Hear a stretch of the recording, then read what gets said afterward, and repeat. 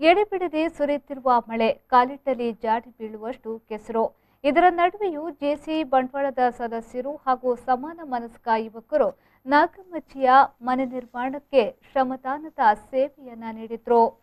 ಕಳ್ಳಿಗೆ ಗ್ರಾಮದ ಜಾರಂದಗುಡ್ಡಿಯಲ್ಲಿ ಜೆಸಿ ಬಂಟ್ವಾಳ ನೇತೃತ್ವದಲ್ಲಿ ದಾನಿಗಳು ಹಾಗೂ ವಿವಿಧ ಸಂಘ ಸಂಸ್ಥೆಗಳ ಸಹಕಾರದೊಂದಿಗೆ ನಾಗಮಚ್ಚಿಯ ಮನೆ ನಿರ್ಮಾಣ ಕಾಮಗಾರಿ ನಡೆಯುತ್ತಿದೆ. ಪಂಚಾಂಗದ ಕೆಲಸವು ಆರಂಭಗೊಂಡಿದ್ದು ಗುರುವಾರ ಮರಳನ್ನ ಸಾಗಿಸುವ ಕಾರ್ಯವನ್ನ ಜೆಸಿ ಬಂಟ್ವಾಳದ ಸದಸ್ಯರು ನಡೆಸಿದ್ರು.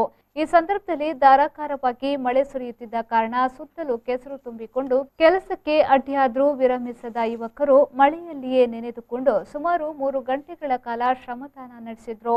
ಈ ಸಂದರ್ಭದಲ್ಲಿ ಜೆಸಿ ಬಂಟ್ವಾಳದ ಅಧ್ಯಕ್ಷ ಉಮೇಶ್ ಆರ್ಮೂಲ್ಯ, ಕಾರ್ಯದರ್ಶಿ ರೋಷನ್ ರೈ, ಸ್ಥಾಪಕಾಧ್ಯಕ್ಷ ನಾಗೇಶ್ ಬಾಳೆಹೆತ್ಲು, ನಿಕಟಪೂರ್ವ ಅಧ್ಯಕ್ಷ ಸದಾನಂದ ಬಂಗೇರ, ಸದಸ್ಯರಾದ ಕಿಶೋರಾಚಾರ್ಯ, ಕಾರ್ತಿಕ್ ರೈ, ಪ್ರಮುಖರಾದ ಪ್ರಕಾಶ್ ಆಚಾರ್ಯ, ಕರುಣಾಕರ್ ರೈ, ಸುಹಾಸ್, ಸುಧಾಕರ್, ಸಂಜಿತ್, ಸಜಿತ್, ಪವನ್ ಶ್ರಮದಾನ ಕಾರ್ಯದಲ್ಲಿ ತೊಡಗಿಸಿಕೊಂಡರು.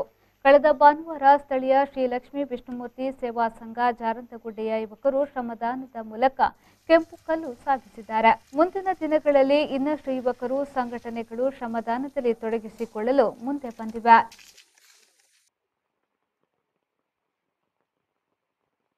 ಸಂದೀಪ್ ಸಾಲ್ಯಾನ್, ವಿ4 ನ್ಯೂಸ್, ಬಂಟ್ವಾಳ.